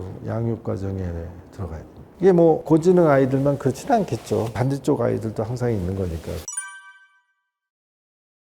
사랑받는 부모가 되기만 하면요. 우리가 고민하는 양육상의 여러 가지 어려움들이 사실은 상당 부분 저절로 해결됩니다. 아이가 엄마한테 칭찬받고 싶어요. 엄마가 나의 행동에 대해서 내가 조그만 그 성취를 얻은 거에 대해서 그렇게 기뻐하고 행복해하는 것은 나한테도 기쁨이에요. 그 모습이 보고 싶어요. 여러분 사실은 말하지 않아도 애들이 가장 바람직하고 사랑스러운 행동이 나타날 수 있어요. 그래서 그 부분을 놓치시면 안 됩니다. 그래서 제가 사례를 하나 이런 거예요. 학군지 학원에서 탑 랭커들이 있어요. 그 부모들도 정보도 교환하고 뭐 친하게 잘 지내는 거예요. 그 중에 하나이가 재수를 하는 거예요. 다른 애들은 다 좋은 학교 합격했다고 그러는데 하나이가 그게 안 된 거예요. 재수를 해서 좋은 학교 합격했어요. 그래서 이제 그 엄마들이 재수했지만 그래도 S대 뭐 어디 갔대 축하해 준다고 카페에 모였어. 근데 이제 당사자 엄마가 안 나타나는 거예요. 전화를 해야 되나 말아야 되는데 늦게 이제 나타나는데 표정이 아주 안 좋아. 가상으로 영철이 엄마 우리 다 축하하려고 여기부터 모였대. 영철이 엄마는 왜 그래요?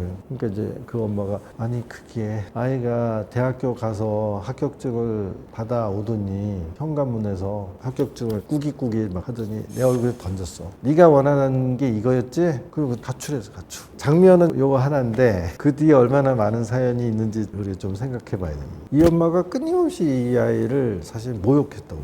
너는 나의 부끄러움이야. 친한 엄마들 다 뭐 이렇게 자랑스러운데 너는 나한테 굴욕감을 줬어. 그거를요 재수하는 1년 동안만 한 게 아니에요 사실. 그 아이가 뭐 초등학교, 중학교, 고등학교 그때 그래서 걔가 성적이 조금만 삐끗하면 몰아세우고 혼내고 그리고 모욕을 하는 이게 쌓이고 쌓인 거예요. 그래서 혼자 재수하는 상황이 됐는데 애가 절치부심을 해가지고 합격을 했어. 하지만 그 기간 동안에 엄마에 대한 애정이라는 건 완전히 다 말라 비틀어져서 빠그러진 거예요. 그러니까 막말을 하면서 네가 원하던 걸 먹었으니까 더 이상 나한테 뭘 원하지 마라. 그리고 가버렸다. 자, 근데 엄마들이요 그냥 그건 일시적이고 좋은 명문대 합격증은 영원할 것 같은 그 착각에 빠집니다. 근데 절대로 그렇지 않아요.